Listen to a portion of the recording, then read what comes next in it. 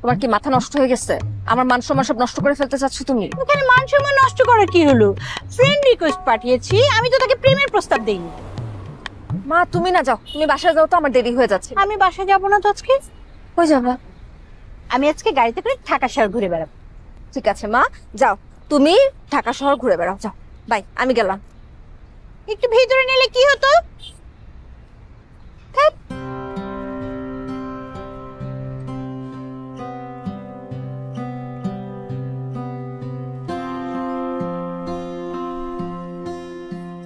তুমি খাবা না বাবা?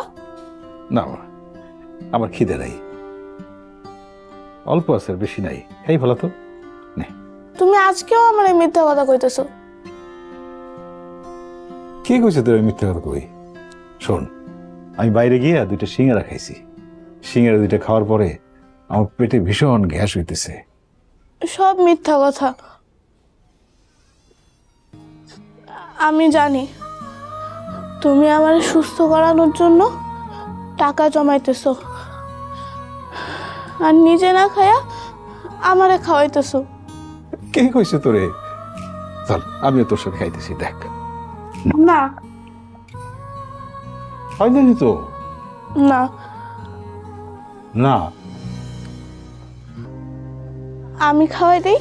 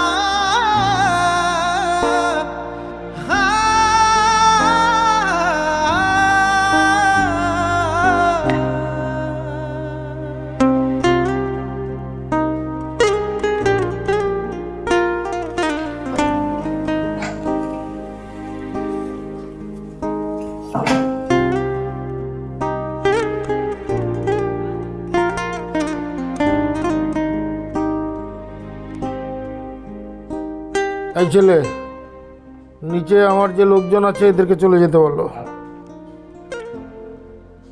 বুঝলি ইমরান, সময়টা খুব খারাপ যাচ্ছে। বোঝাই যাচ্ছে প্রেশার ঠিক নেই। একদম খারাপ। আমার ইউরোপের সকল ক্লায়েন্ট একের পর এক অর্ডার ক্যান্সেল করে দিচ্ছে। আমার সবচেয়ে বড় ক্লায়েন্ট গত পরশু মেইল করেছিল, বলল আর মাত্র 2 মাস আমাদের প্রোডাক্ট নেবে। চোখে মুখে অন্ধকার দেখছি। সর্দি লেগেছিল? হ্যাঁ একটু লেগেছিল, গত সপ্তাহে জ্বরও ছিল। এমন একটা খবর শুনে মরে যে যায়নি সেটাই বা কম কি। আপনি মরে যান, তারপর জার্নালিস্টরা লিখুক যে দেখুন ডাক্তার ইমরানের কি আসল চেহারা, এরকম কিছু। আজকাল তো পত্রপত্রিকায় কেবল তোমাকেই দেখা যায়, বড় বড় করে তোমার সফলতার কথা লেখা। সবই তো আপনাদের দোয়া। হার্টের অবস্থা কেমন দেখলে বলো? ভালো না। আপনি তো আমার পরামর্শ অনুযায়ী কথা শুনছেন না, ওষুধ খাচ্ছেন না, স্মোকিংটা এখনো ছাড়েননি। এভাবে চললে তো আমি আপনাকে বেশি দিন বাঁচাতে পারবো না। এই জ্ঞানটা আগে দিলে বুঝতাম, কিন্তু এখন আর ভাবি না। এখন আমি জানি আমার যাই হোক, বাংলাদেশে অন্তত একজন আছে যে আমাকে বাঁচিয়ে তুলল।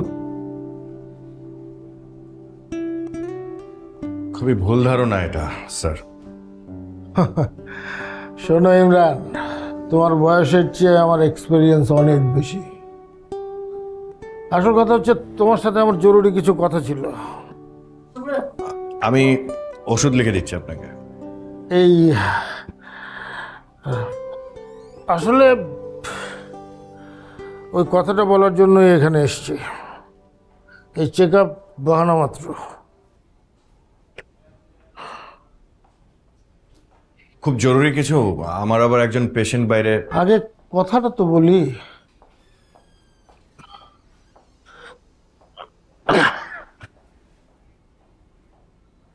আমার অনেক দিনের একটা স্বপ্ন আছে, বাংলাদেশের সবচাইতে বড় হসপিটালটা হবে আমার।